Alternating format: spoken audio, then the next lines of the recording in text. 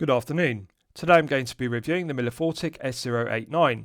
This watch is available from miliforticwatch.com for $184 which is €159 respectively. The watch is available in the following colour options: green dial with silver bezel, black dial with silver bezel and black dial with gold bezel respectively. Of the three colour options, I think this green version is the best looking. So firstly, let's look at the hard shell travel case that the watch comes in, and then I'll talk you through the specifications of the piece. So the watch comes in this grey hardshell travel case, which is branded with Milifortic. I'll undo the zip and show you the interior. So inside we have two foam protective panels. The watch sits in between them. They're both profiled, as you can see. And there's a second foam protective panel in the base. In the underside of the lid we have an elasticated web pocket which houses the items which I'll show you. So good quality, well executed hardshell travel case, and it's very aesthetically pleasing. I want to give due credit to Milifortic here because they could have taken the less expensive default option of just a plastic or cardboard watch box, but this hardshell travel case is good quality. With regards to items that come with a piece, this is the plastic warranty card branded with Milifortic on the front. On the reverse, there's space to fill in the reference number, date of purchase, signature and stamp. And it's also stamped with Milifortic Watch Company and it's filled in with the date of purchase. I want to give due credit to Milifortic here and also their sister brand Baltony, because both brands stamp their warranty cards and fill in the date of purchase in order to activate the 2-year international warranties from the date of purchase. Often low-tier Chinese brands between the price points of €0 and €500 respectively do not fill in the warranty cards, they're left blank and therefore the warranty is invalid and it is not activated from the date of purchase, but Milifortic and their sister brand Baltony always stamp and fill in the date of purchase. It's also good to see 2 years of international warranty, and I want to give due credit to Milifortic here because often low-tier Chinese brands only cover their watches with a 12-month international warranty. To get 2 years of international warranty at this price point is exceptional. 2 years of international warranty is the industry standard for mid-tier pieces between €500 and €5,000 respectively. It's very unusual to see 2 years of international warranty at the €159 price point, so they deserve full credit for that. One also gets this Milifortic branded microfiber polishing cloth. I always think it's a nice touch to get a branded microfiber polishing cloth irrespective of the price point of a piece. And lastly, one also gets this spring bar tool. Resin plastic body. 2 mild steel tips which are plated with nickel plating to give the appearance of stainless steel, push pin at one end, rubber caps on both ends. Second end has a precision ground 2-prong fork which is good for removing the FKM floor rubber strap fitted to the head of the piece, albeit it does have quick release stainless steel spring bars and therefore that negates the need for a spring bar tool, but good to see it included nonetheless. Now there's one notable item which is absent, and that is an owner's instruction manual, either in the form of a printed booklet or alternatively a plastic card with a QR code which could be scanned with an Android or iPhone to download the owner's instruction manual with clear concise diagrams, instructions in English detailing the operation of the movement used, which is the Seiko Caliber NH35A automatic. It's mandatory, even in the low tier, between €0 and €500 price point, there needs to be some kind of owner's instruction manual, either a printed booklet or a card with a QR code. That's something I'd like to see Milifortic introduce. They've clearly omitted it in order to reduce production costs per piece and therefore maximise profit margin per piece. I appreciate this is only €159. One has to be magnanimous and expect some production cost cutting measures in the low tier, but it does need to have an owner's instruction manual nonetheless. So the Milifortic S089 is clearly an homage to the Seiko Alpinist, therefore we have similar proportions to the Alpinist. 39.5mm case diameter. We have a lug-to-lug measurement of 46mm, a thickness of 11.5mm and a lug width of 20mm. The matte green FKM floor rubber strap is tapered. It tapers from 20mm at the lugs down to the buckle and tang. Solid 316L grade stainless steel buckle and tang, flawless brass satin finishing to the top side, underside and flanks, no sharp edges and the corners have been deburred, no sharp edge to the undercuts to the flanks, nice curvature and nice heavy gauge to the stainless steel, beautiful lustre to it. We have a flat sapphire crystal with clear AR coating on the underside, and the clear anti-reflective coating does an outstanding job of reducing the glare and the highly reflective nature of the gilt mirror polished handset, and also the gilt mirror polished applied Arabic numerals and applied indices on the dial. So the handset is a cathedral handset, and to clarify, it has a cathedral hour hand, syringe minute hand and arrowhead tip to the gilt second hand as per the Alpinist, which this is an homage to. Arabic numerals are correctly proportioned and the font is similar to the Seiko Alpinist font. Also, the triangular applied indices, which are gilt, are similar proportions, similar size to the Seiko Alpinist. So they've done a very good job of the applied Arabic numerals and also the applied indices in gilt. There's also a perfect match between the mirror polished gilt on the Cathedral handset, the Arabic numerals and also the indices. Very good. So, my favourite aspect of the dial is the green sunray dial. I like the way it changes colour from a darker green to a lighter green when you tilt the piece at an oblique angle. The colour tone is very similar to the green Seiko Alpinist, and also the gilt is also very close to the Seiko Alpinist, so it's a very good homage to the aforementioned. Inner rotating bezel is a compass bezel which is operated by the lower crown at 4 o'clock, which we'll test. I like the orange accents. For example, in the triangle for north, for N, it is in orange, and also it's very aesthetically pleasing. It adds interest to the inner rotating compass bezel. So, bevel is good. The green colour tone match of the compass bezel is good. It matches the green sunray dial and also the matte green FKM floor rubber strap. We have a solid 316L grade stainless steel bezel and its flat profile versus domed profile. They've made the correct decision by making a flat profile to it. The top facet or profile is flat and mirror polished to flawless standard, and that matches the edge, which is also mirror polished. There's also a chamfer which deletes the sharp edge on the transition. I like the way it's low profile because it allows the flat sapphire crystal bevel on the edge of it to project above it, and I like the way the bevel on the edge of the sapphire crystal catches the light. It's very aesthetically pleasing. The case is solid 316L grade stainless steel, vertical brush satin finishing in between the lugs, has a beautiful lustre. Longitudinal brush satin finishing to the tops of the curved lugs, has a beautiful lustre. Large mirror polished bevels, which run the full length of the case, and they mark the transition between the top of the satin finished lugs and the mirror polished flanks. Nice crisp edge, large mirror polishing to the transition. The bevel is mirror polished to a flawless standard as per the bezel. What I like about the curvature of the flanks is it has a deep undercut. This deletes a lot of the meat from the case and reduces this piece to only 93 grams, which enhances comfort level and feel good factor. So it improves comfort level, but also visually it looks very aesthetically pleasing. Nice curvature, it looks like the curvature on a Rolex case, and I like that it's thin. Often low-tier Chinese brands, when they use an NH35A, have a tendency to make the case thick, like a thick slab of 316L grade stainless steel, and it has tall flanks, which are slab-sided. This diminishes comfort level and feel-good factor, and also makes the case visually look unappealing because it looks like a thick slab. This has very low-profile flanks, and I like it because it looks good, but also feels good. Curvature is good. Curvature to the undercut is very good, but also the curvature to the top, the bevel, is good. And I like the way it flows around the case. They've done a very good job of the mirror polishing to the bevel on the top edge. Large mirror polished bevels to the undercuts, and they delete the sharp edge, so this enhances comfort level. There's no sharp edge scratching the wrist. It's very comfortable. Also on the 4 tips to the lugs, they've got bevels. These delete the sharp corners, so this again enhances comfort level. It's a very well finished case. We have a Cyclops magnifier on the sapphire crystal with 2.5 times magnification as per Rolex, and it does an excellent job of magnifying the date complication. Black dates wheel with white Arabic numerals is the correct choice because the black dates wheel blends better with the dark green sunray dial versus the default option, which is a white date wheel with black Arabic numerals. I like the font. It's like Rolex font. The white Arabic numerals contrast very well. They're high definition and crisp. They're not too thick and blurry. Clearly legible. Both the single and the double Arabic numerals are aligned correctly in the date window. They're not too far to the left or right. They're not too high or too low. Proportion of the 2.5 times Cyclops magnifier is also correct. It's large enough. And they've also got the placement correct. It's not too far to the left or the right, or too high or too low above the date window. It's bang on the centre. So the quality control is there. Also has AR coating on the underside, which is beneficial because it improves the legibility of the date complication. So we have 2 crowns, both knurled, and there are large chamfers on the crowns which delete the tips of the knurling. Mirror polished caps, and the main crown for the time and date setting has the Milifortic MF. Just bear with me, I'll get the camera to focus. The MF emblem is engraved with high definition engraving. It's sharp and crisp, and it's very good because it's not rough or sharp, but it is high definition. Mirror polishing is good. Lower crown is sterile, which is acceptable because they've signed the main crown.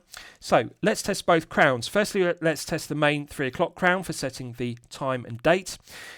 When one unscrews it, silky smooth, perfect interface between the internal thread of the stainless steel crown and the external thread of the stainless steel crown tube. Both crowns provide 100 metres of hermetic seal, albeit the lower crown for the inner rotating compass bezel is a friction crown. It's not screwed down. That's something to note.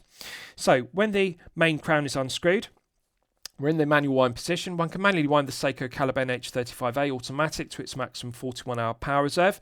Feels smooth, doesn't feel rough or gritty as per a PT5000. Feels smoother than an SW200-1. Doesn't feel too stiff. Feels nice and smooth, so it's pleasant to manually wind. Putting it out to the first click position is the quick set date complication. So when one rotates the crown anti-clockwise, it clicks over the next day of the month. And what I like about it is the heavy clicking sensation. It's a characteristic of the NH35A I really like. Loud, audible clicks to the quick set date complication. And as I've detailed, 2.5 times magnification with AR coating is beneficial. Legibility is good. This is rather like the magnification on a Rolex piece, and it does a good job of magnifying both the single and the double Arabic numerals. Alignment is correct. White Arabic numerals are excellent. They contrast very well with the black date wheel. So feels good, sounds good. The quick set complication works very well. Nice, heavy, loud, audible clicks. Putting it out to the second click position hacks the movement. If you look at the arrowhead tip to the gilt second hand, you can see it's now stopped dead. So therefore it's possible to set the time precisely to the second with a caliber NH35A automatic. So we're now in the time setting position. Cathedral hour hand and syringe minute hand rotate smoothly. Doesn't feel too stiff. Doesn't feel rough or gritty. Medium firm resistance to the gearing. The gearing meshes very well. Feels good. When one rotates the knurled crown, there's an almost immediate response to the syringe minute hand. One doesn't need to take up a lot of slack in the gearing, so it feels very good. Pushing it back in, it's got a nice positive click, and that restarts the movement. You can see the arrowhead tip to the gilt second hand begins to sweep around at the characteristic 3 Hz sweep. Now, subjectively, I'm going to be critical of this. You'll know this in my previous reviews. I prefer the aesthetically pleasing, smoother 4 Hz sweep of a movement running at 28,800 vibrations per hour. However, it's just a characteristic of the NH35A. It has a stutter or judder to the second hand because it runs at 3 Hz versus the smoother sweep of 4. It runs at 21,600 vibrations per hour, and that's just the way it is. So one has to be magnanimous about it. However, I appreciate for the majority of collectors, it's not considered to be detrimental. It's something they are happy to live with, the 3 Hz stutter or judder of the second hand, but it's something to be mindful of. Putting it out to the second click position hacks the movement, as you can see, and pushing it back in restarts it. So it works very well. Time setting feels good. Quick set complication feels good. Manually winding feels good. So everything works correctly. Let's test screwing the crown back down. Instant thread pickup. There's a perfect interface between the internal thread of the stainless steel crown and the external thread of the crown tube. The threads mate or pick up instantly, so you don't need to rotate the crown anti-clockwise and clockwise several times in order to get the threads to mate or pick up. It picks up first time every time. Sublime screw down crown execution, silky smooth. The refinement is there, the tolerances are there. It's something that Milifortic and their sister brand do very well. The screw down crown execution is always silky smooth. So let's test the lower crown at 4 o'clock. This operates the inner rotating compass bezel. So friction based, as opposed to a clicking 120 click unidirectional inner rotating dive bezel. And the friction is heavy, so it does feel stiff, but I'm not going to be critical of that. It's not detrimental because unlike a dive bezel, it does need that friction because, for example, it is prone to accidentally being knocked out of position. When you rub against the lower crown at 4 o'clock, because it does project from the right hand flank, you could accidentally knock it out of position if it didn't have enough friction. Yes, it does feel stiff, both clockwise and anti-clockwise, but I like it. In this case, it's not detrimental. It's actually beneficial because you're not going to accidentally rub the crown and move it out of position. The inner rotating compass bezel therefore remains static once it's set in position, as it should do, which is good. Now, in terms of smoothness, both anti-clockwise and clockwise, it feels exactly the same. So, for example, it doesn't feel heavier clockwise and lighter anti-clockwise. It feels smooth.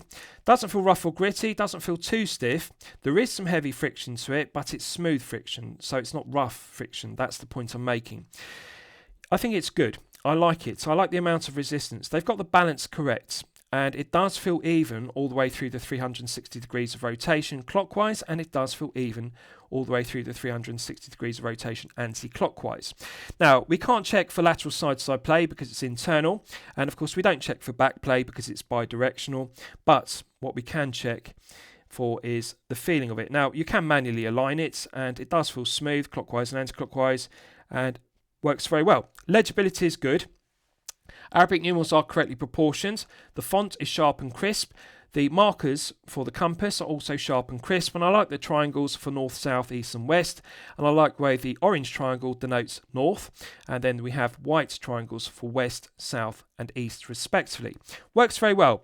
Looks exactly the same as the Seiko Alpinist in a rotating compass bezel, so they've done a good job of it. The white minute ticks on the chapter ring inside the bezel are also high definition and crisp, and it's done very well. So quality of the printing on the dial throughout is excellent. Quality of the printing on the inner rotating compass bezel is also very good. What I like about the dial is it's not overbranded with unnecessary text or specification. We simply have one line of text at 12, two lines of text at 6, Milifortic text logo, and then automatic WR100M. It looks balanced. Often low-tier Chinese brands have a tendency to overbrand dials with unnecessary text or specification. There's too many lines of text on the dial. It looks too busy and cluttered as a result. This is nice and clean. Milifortic, automatic, WR100M. Just right. Visually it does look very similar to a clean Seiko Alpinist dial, and I like it. They've done a good job of making an homage to the Alpinist. So let's look at the strap in detail. FKM floor rubber strap, matte green. Green tone perfectly matches the compass bezel and also the green sunray dial. So colour tone is good. However, it's got waves in it. Now, this looks like a dive watch strap. Now, I'll explain why dive watch straps have waves in, if you're not aware. When a dive watch is underwater, of course, it's subjected to pressure, and that causes the strap to compress around the wetsuit. It becomes a tighter fit. So dive watch straps like this, they have waves moulded into them, and this allows the strap to compress when it's under pressure beneath water, and it allows the strap to expand when the pressure is reduced above water. So the waves allow the strap to expand and contract depending on pressure around a wetsuit. That's the purpose. It's not for aesthetic reasons to make it look good. It actually serves a meaningful purpose, to allow it to compress. However, this is not a dive piece, and it's not an homage to a dive piece. Therefore, a dive watch strap with waves is inappropriate, and this is an homage to the Seiko Alpinist. It would look better if it had a curved end smooth FKM floor rubber strap, or alternatively leather strap, or ideally both included. And I think they should delete this wave strap and simply include a curved end flat smooth FKM floor rubber strap. It would suit the Alpinist better, or homage to the Alpinist better. On a positive note, it's fully perforated, which is good. It allows for air circulation and allows for sweat and perspiration to wick away from the wrist and therefore dry out quickly, or if it gets wet, it allows for water to dry out quickly. The other benefit of it being fully perforated is it's very soft and supple. It's flexible as per a silicone rubber strap, which is softer, so that's good. Two keepers are sliding. The first keeper isn't fixed. Now, I think they could further enhance it if they put a pair of teeth on the left and the right hand flank, and that would engage the first keeper. We've seen this on other FKM floor rubber straps. That keeps the first keeper in position. So I think they could improve this with moulding two teeth on the flanks, but nonetheless they're correctly proportioned and good continuity of design because they're also perforated with holes to match the strap itself. So they've done a good job of it. Let's look at the underside. Underside is perfectly smooth, and good attention to detail because what they've done is they've moulded flats on the waves on the underside. This makes it lower profile and sit snug to the wrist, which is good because it enhances comfort level and feel good factor. So it is a very smooth strap, although it is sterile. It's not signed, it's not branded with Milifortic. So I think they could emboss or deboss the MF emblem, or alternatively Milifortic text logo to sign it, albeit it does have signing on the clasp, on the buckle and tang, so that's good enough. Now, on a positive note, I'm pleased to see the correct decision of using quick release stainless steel spring bars. That negates the need for a spring bar tool, although they have included one, but this makes it easy to exchange the strap for an alternative without scuffing or scratching the lugs with a spring bar tool. So good quality FKM floor rubber strap. Now I want to clarify something. FKM floor rubber is a compromise. Now, why do I say it's a compromise? Well, it sits between, at one end of the spectrum, natural rubber and NBR, nitrile butadiene rubber, which is at the top end of the strap spectrum because that is hard and robust. At the lower end of the spectrum, one has silicone rubber, which is soft and supple. So, the benefit of silicone rubber is it's soft and supple. The negative is it's not robust and durable long term. It has a tendency to split and crack with daily wear and tear. At the top end of the spectrum, we have natural rubber and NBR, nitrile butadiene rubber, which are harder. The benefit is that's more durable and robust. Therefore, with daily wear and tear, they don't split and crack as per silicone rubber. The negative is they're stiff. They're not as soft and supple as silicone rubber. In between the two, in between NBR nitrile butadiene rubber at one end of the spectrum and silicone rubber at the other end of the spectrum, we have this FKM fluoro rubber. Now, FKM fluoro rubber is not as soft and supple as silicone rubber, but, however, it is more soft and supple than natural rubber and nitrile butadiene rubber, so it's a compromise. It's also more robust than silicone rubber, but not as hard and robust as natural rubber or NBR nitrile butadiene. So really it's a compromise between the two, comfort and durability. It's the perfect balance. Now, NBR nitrile butadiene rubber is also used in the automotive and aeronautical industries because it is ultraviolet light, acid and chemical resistant, and therefore it's particularly suitable for hostile environments, for rubber O-rings and gaskets which are subjected to ultraviolet light, acid or chemical. And it's also particularly suitable due to the aforementioned properties for watch straps. It makes them very durable. FKM fluoro rubber is not as resistant to ultraviolet light, acid or chemicals as nitrile butadiene rubber. It's not as robust, but it is more resistant than silicone rubber. So that's what I want you to be aware of. It is the perfect compromise. This one is fully perforated, so therefore it is soft and supple. That's good. But really, they should delete these waves because it's not a dive watch strap as I've detailed. Let's look at the case back in detail. Solid 316L grade stainless steel case back, 100 metres of hermetic seal, concentric CNC lathe tool machining. The milled slots are deburred and chamfered very well, so no sharp edges. Engraved around the circumference with the specification, which is good. Centre section is also engraved with high definition engraving with a Milifortic text logo. This is good. They deserve credit for this because they could have reduced production cost per piece in order to maximise profit margin per piece by leaving the case back sterile as per a Rolex or Tudor case back, but this is engraved, which adds production cost but also makes it more aesthetically pleasing. Quality of the engraving is high definition and crisp, but it's not rough, it's not sharp, therefore it doesn't diminish comfort level and feel good factor. What I like about it is it's low profile. It's not a deep bubble back case back. We're all familiar with low tier Chinese pieces such as dive pieces powered by the NH35A with very deep case backs, but of course they provide 200 or 300 metres of hermetic seal, therefore they need to be thicker. This is 100 metres, but it's very flat and low profile. It's good. This keeps the piece down to only 11.5 millimetres, but still provides 100 metres of hermetic seal.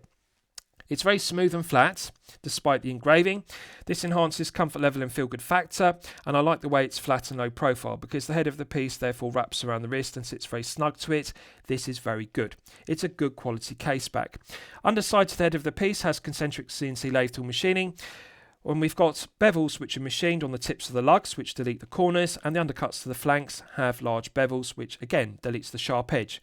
Excellent quality finishing to the case back, excellent quality finishing to the head of the piece. They deserve credit because this is a low tier piece and it's good to see an engraved case back which is signed with Milifortic versus a sterile case back. So just bear with me, I'm going to remove my Concord 40 and then I'll give you a wrist shot and then we'll do a Lume test. So this strap will fit from a minimum 6-inch wrist size up to a maximum 8-inch wrist size, and it's a pleasant surprise. You'll know from my previous reviews, often rubber straps are a fraction too short for my 8-inch wrist, but this one is actually long enough. I can easily fit this on my 8-inch wrist, as you can see, plenty of length, and I can fully engage it with the two keepers, and I can actually slide an index finger beneath it, so that's the correct sizing method. So 6-inch minimum, maximum 8-inch wrist size. Milifortic deserve credit. 6 to 8 inches is good variation. The strap is long enough. Very good. Just a shame they put these waves in the moulding. Would look better if it was a curved end strap and smooth and flat versus having waves as per a dive strap as I've detailed. But comfort level is good due to it being fully perforated. So feel good factor is 10 out of 10. Comfort level is 10 out of 10. 39.5 gives good wrist presence, but it doesn't dominate the wrist, so it's particularly suitable for collectors with a smaller wrist of 6 to 7 inches and equally comfortable for collectors with a larger 7 to 8 inch wrist. 46mm is a compact lug to lug. It's 2mm below the sweet spot, but I'm not going to be critical. So why is that? Well, 46 is particularly beneficial if you have a smaller 6 to 7 inch wrist. 48 is the perfect lug to lug. That's the sweet spot for all wrist sizes, 6 to 7 and 7 to 8 inches. But 46 is particularly good. It gives a particularly snug fit if you have a 6 to 7 inch wrist, so that's something to be aware of. What I like about it is Curvature is fantastic, both on the top of the brushed satin finish lugs and the undercuts. Look how snug this is to the wrist. We don't have a large abhorrent gap beneath the tips of the lugs. This case curves around the wrist beautifully. It's a very good fit for all wrist sizes. The curvature is good for a 6 to 7. The curvature is good for a 7 to 8. This does not sit on top of the wrist like a thick slab of 3160 grade stainless steel. There are two things I like about this piece above all else. 11.5mm, the lack of thickness. With an NH35A and 100 meters, I would expect this to be 13mm thick. 11.5 is low profile. The other benefit is flat sapphire crystal. They've made the correct choice. Rather than using a box top hat crystal, often low-tier Chinese brands, they use a box top hat double dome sapphire crystal to give the piece a vintage aesthetic, because it does look like a vintage acrylic, plexiglass or Hesselite domed crystal. The negative is it adds 2mm of thickness. Had Milifortic made that mistake and used the box top hat double dome sapphire crystal on this piece, it would be 2mm thicker, so therefore it would be 13.5, far too thick. Flat sapphire crystal means this piece is only 11.5, even though it has 100 meters. Very low profile, nice flat case back. Head of the piece sits very close to the wrist, very comfortable to wear. The FKM floor rubber strap does feel soft and supple, and I like the taper on it. I also like the length of it, as you can see, plenty of length. Perforation makes it more flexible, as per a silicone rubber strap, improves the comfort level. Absolutely gorgeous piece. Visually it does look very similar to the green version of the Seiko Alpinist. It's an excellent homage to it. I like the mirror polished bezel, and also like the brushed satin finish top of the lugs and the mirror polished flanks with the large mirror polished bevels on the transitions. Case finishing, bezel finishing is correct. Excellent. Proportions of the two crowns is good. They don't dig into the back of the hand when you flex the wrist like so, and I like it, and I like the friction of the 4 o'clock crown for the inner rotating compass bezel, as I've detailed, because you're not going to accidentally knock it out of position. They've got everything correct. The only error is the strap, the waves. It's a dive watch strap, shouldn't be on an Alpinist Homage, but nonetheless, good colour tone match. Comfort level is excellent, feel good factor is excellent. Second thing I really like about it is 93 grams. It's 39.5 on an FKM floor rubber strap. I'd expect this to be in excess of 100 grams. But 93 lacks heft. This feels like a very well balanced piece. It doesn't feel top heavy, and on the FKM floor rubber strap it actually feels invisible on wrist. It's incredibly comfortable. Curvature of the case enhances comfort level and feel good factor. 20mm lug width is correct. Taper is good on the strap. It's a very comfortable piece to wear for long periods of time, such as 8 to 12 hours per day. The green sunray dial is very aesthetically pleasing, and the gilt handsets, the cathedral hour hand and syringe minute hand, are clearly legible. AR coating is fantastic. The gilt Arabic numerals and gilt applied indices contrast very well, as you can see. Legibility is good.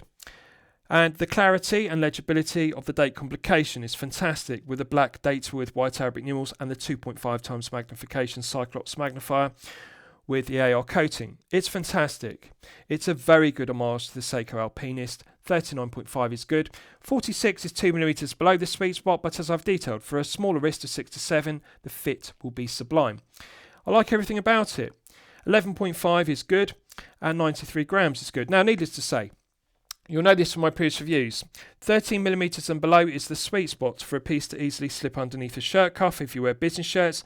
So at 11.5, it's 2.5mm below the sweet spot. Sorry, 1.5mm below the sweet spot. This will easily slip underneath a shirt cuff. It's very flat and very low profile, and that's something I really like about it. Only 11.5. Stellar. So they've done a good job with the proportions. Comfort level and feel good factor are good. Case back feels very smooth, very flat against the wrist. They've done a good job of finishing it, and I like it's thin.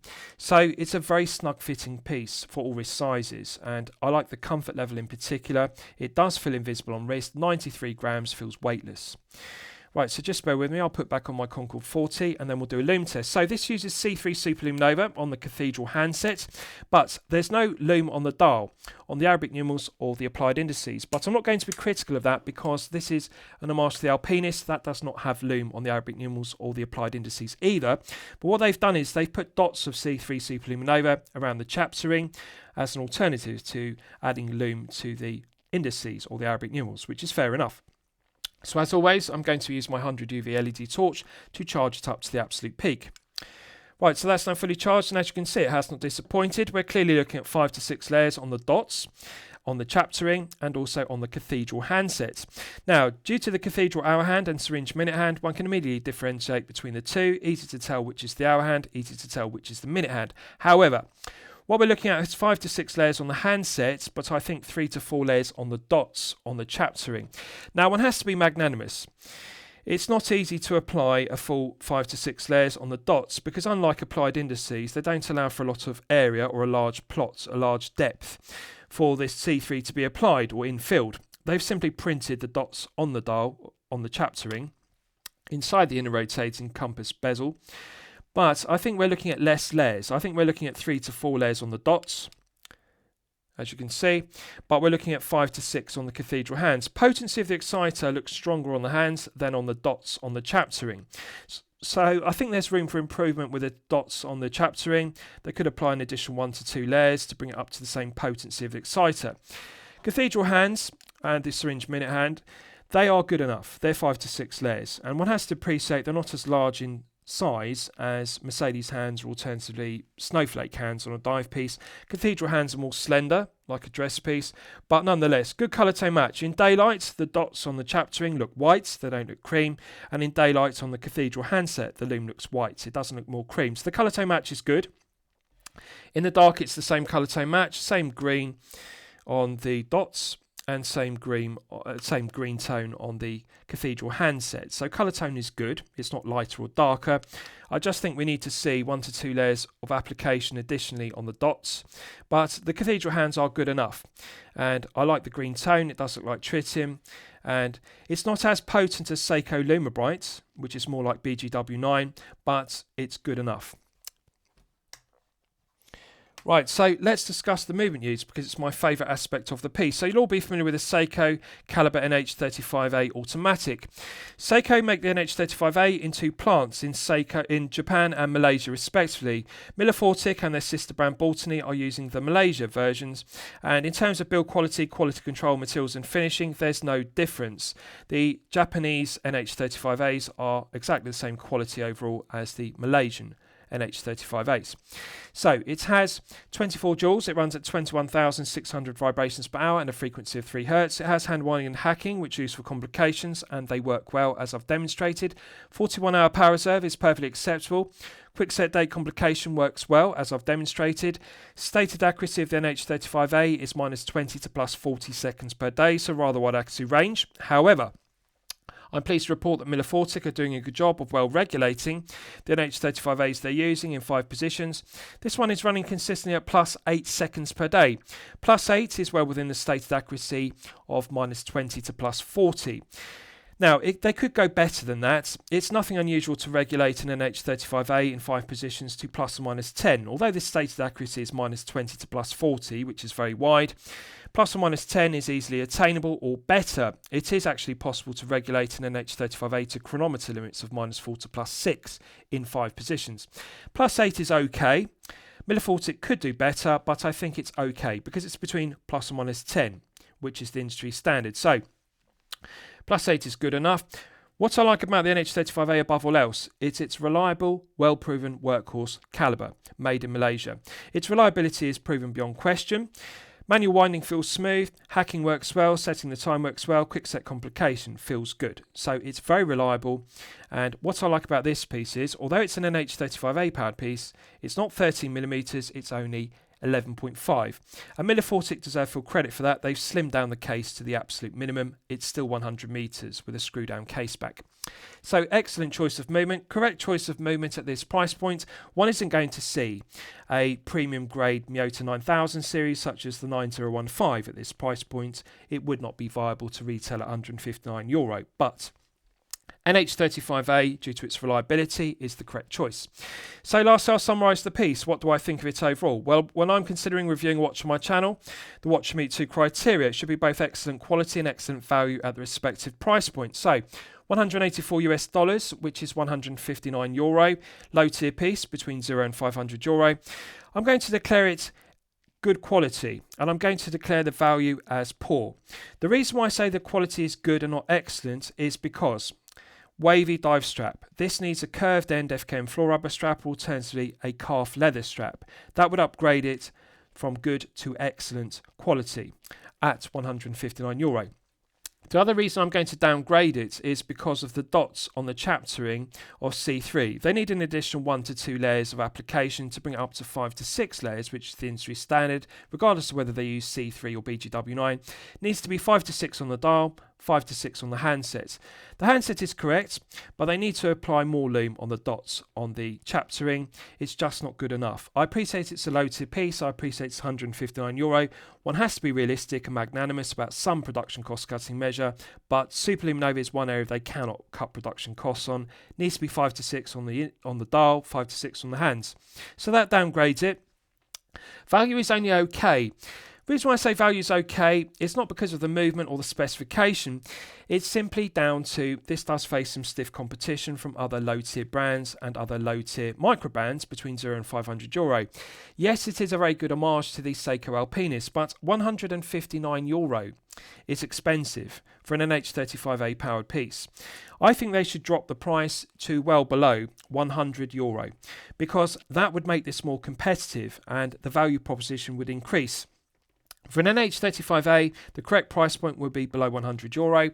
I think €159 is pushing it because it doesn't come on a bracelet with micro adjustment clasp. We simply have this moulded, wavy dive strap. This should have a curved end strap, or alternatively a leather strap, or both to increase the value proposition, or ideally a bracelet option.